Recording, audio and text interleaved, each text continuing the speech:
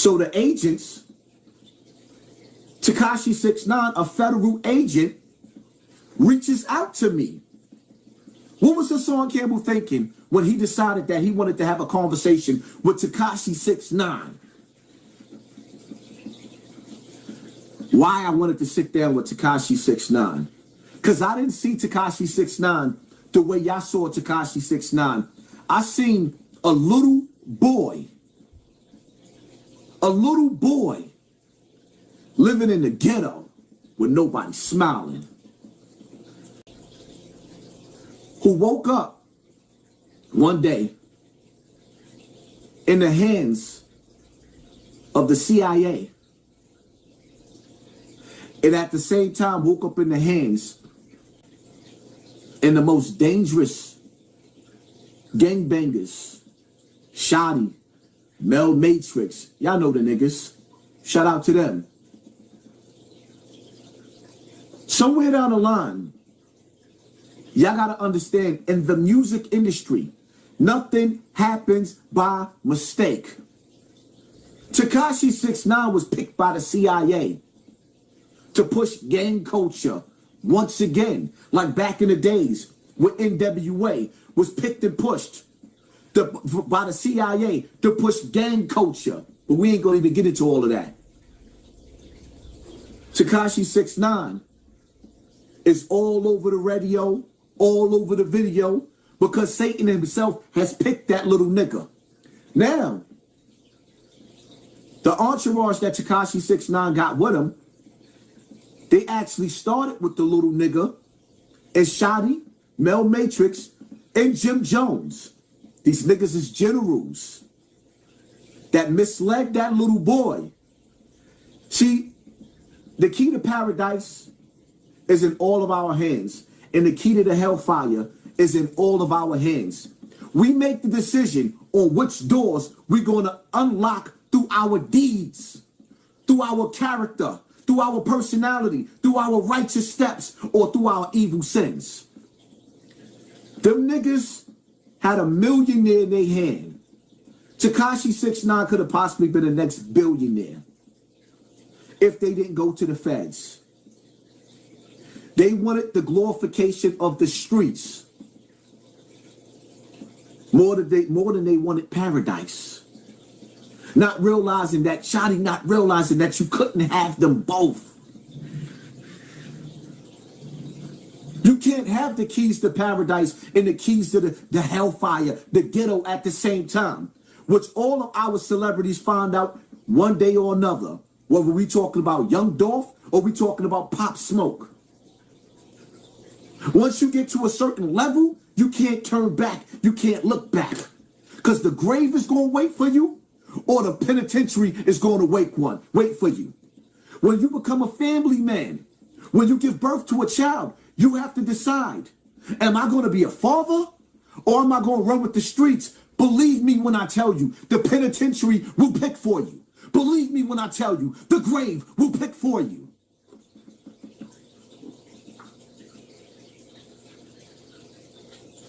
In life, we already seen what happened. We already seen how this played out. There is an agent in everybody's camp. When I dealt with Tekashi 6ix9ine, I just wanted to know one thing. Are you willing to go down the road to redemption and teach the kids that's in your footsteps, Tekashi, that's really a good kid, that's a wannabe? You was a little punky booster with with rainbow hair. That's who you really was, the little kid with the rainbow hair. But you was infatuated with the gangster persona because you knew that wasn't you. But you had the gangster, the top gangsters busting a gun for you, and you fell in love with that until they set you up and reminded you that you really not, how that song go? They not like us. They not like us. They not like us. They showed Tekashi they not like us. Then when he came home from jail and he ended up in that gym trying to work out, the Latin Kings showed them again, they not like us.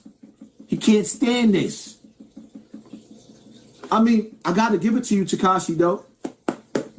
You did, in fact, in front of the whole world, stepped to Meek Mills. And Meek ain't even throw a punch. But back to topic. Back to topic. Are you not entertained? 4,000 people in the building. Hit that like button.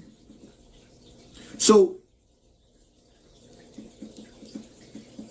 you ask yourself a question. Why would Tekashi 6ix9ine, a federal agent, want to sit there with Hassan Campbell, a.k.a. Poppy from Bronx River, a.k.a. Baby B.O.? Why would he want to sit there with me? Huh?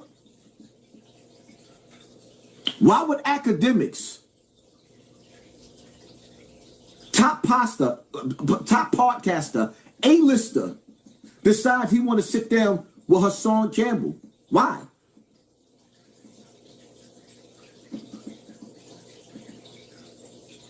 Truth of the matter is, I was on fire on this internet.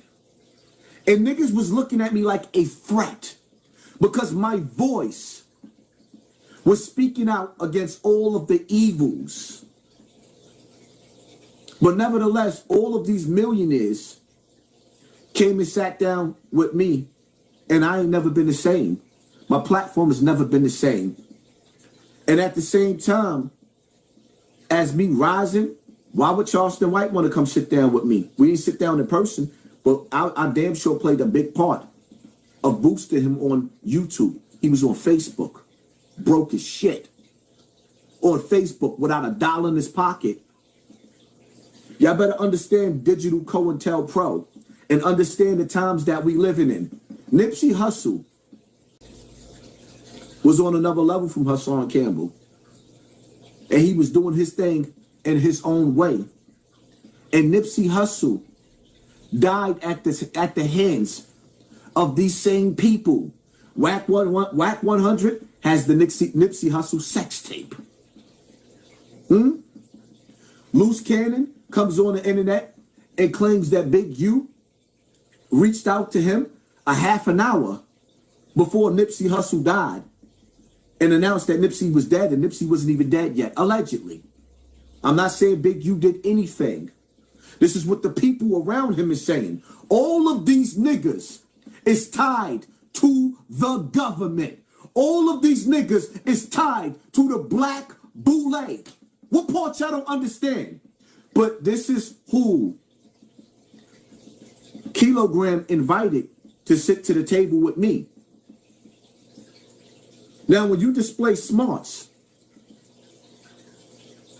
and I call you stupid, am I right for calling you stupid? Or am I the stupid one that not realize that you really not stupid and you really playing me for a fool? Because it's like this, Kilogram. You sitting next to Loose, right? Because you looking for opportunity. But the next time you go to an event with Mano and Jim Jones and Meek Mills for podcasters, are they going to throw you a surprise party? What kind of opportunity is Loose Cannon opening up for you when you burning your bridges in the music industry somewhere that you long to be a part of? I don't. I love being independent. I love being my own person. I love the fact that I don't never have to be friends with not near one rapper ever in my life. I love the fact that I don't respect none of these rappers. I'm the first nigga podcaster to beef with Styles P on the internet. Why was I beefing with Styles P? Because he responded to me when I asked the question, why is D-Block? I grew up listening to the Locks. I love the Locks. A lot of my slogans came from Jadakiss. Why was D-Block on stage performing with Jim Jones? On wiretaps with the feds? Never went to jail, got a sealed indictment? On stage with Freaky Zeke? A nigga that got dude's in jail doing 30 years off of his testimony that he gave in the precinct. Not in court, what he said in the precinct. After he got shot, He was a gang member. He was supposed to stick to the code of the street. When the police questioned me, when I got shot on camera, you know what I told them?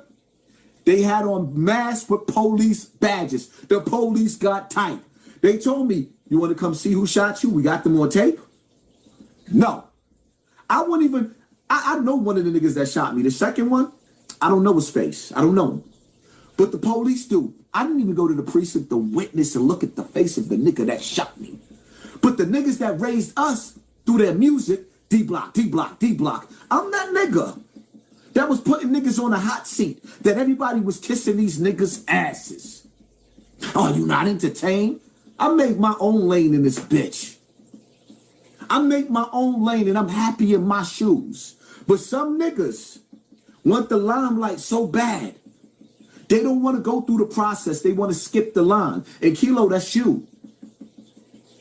See, the fact of the matter is people told me I was wrong, but I wasn't wrong. You opened up my house, which was the internet, and let a nigga through the backstage. Oh, Haas, you had to let him up? Now I was playing your game. I wanted to see how it was going to play out. I knew how it was going to play out. I knew exactly how it was going to play out. As I take one more drink, I'm just drinking, smiling, smiling, smiling. Sort of like my mother back in the days, right? I got in trouble, got suspended from school. Got in trouble. I come home from school, right? Walk through the door. My mother standing there looking at me. She got the wash machine. She thought she was so slick. She got the wash machine running, right? She said, look at you, boy. Those clothes is dirty. Take those clothes off. I'm like, all right, the wash machine is going. All right. Something like, something just ain't right. So I'm looking. I'm like, why she got her arm behind her back like that? Then I look again. She got the extension cord hanging between her legs, waiting to whip my black ass. I wasn't like my sister. My sister would stay there and wait till she was finished. Nope, you're going to chase me all through the house till you get tired. So my mother used to have to take breaks because she got so tired chasing me. She would take breaks and come back and whoop my ass again. As I was drinking, I was feeling like Wanda. Wanda's spirit is in me now. My mother coming out of me. And that's when y'all see me snap after a while. So now I'm drunk, where I'm belligerent and I can't even really argue properly because I was so angry. I just kept throwing shots and throwing shots, but I did it with a smile on my face. And that's why I tell y'all to pay attention to your circle before they hurt you, because let's keep it funky, right? We all know Loose Cannon is off the hook from what I hear. Wack, I mean, we didn't see him get beat up a few times, but Wack could get down for his. But Bullets Gotti, if you put 4 of us in a room, you'll be the first one knocked out. You'll be the first one knocked out. And see, scratch all the fighting and the tough shit. You don't have no keys to no car, my nigga. And you don't have keys to a crib that belongs to you. You still living with your mother and your grandmother. So until you get your shit and your priorities together as a man, you could talk all the fly shit, laugh, yeah, you got touched as a kid. Why you on Tribe Called Quest album? We could go through all of that. Right now, we men. And you in your 30s creeping up on your 40s, and you've never had nothing. You don't have a right to talk anywhere. Back to this conversation. So it shows you. You got to ask yourself a question. The nigga Kilogram, you bring a situation to me that I didn't even want. Then when it gets out of hand on the internet, you screaming and going back and forth with Bullets Gotti, but Wack 100 was being disrespectful. He was a guest that you snuck through the back door on my platform, and you should have checked the nigga on my platform. But instead, what you did was you stood there to see how it was going to play out because you wanted to be a part on both sides. And see, in real life, with us being on the battlefield, you got to pick a side, or you're going to lay down with the side that you stand next to. Are you not entertained? 1 second, people. Let me see who at my door.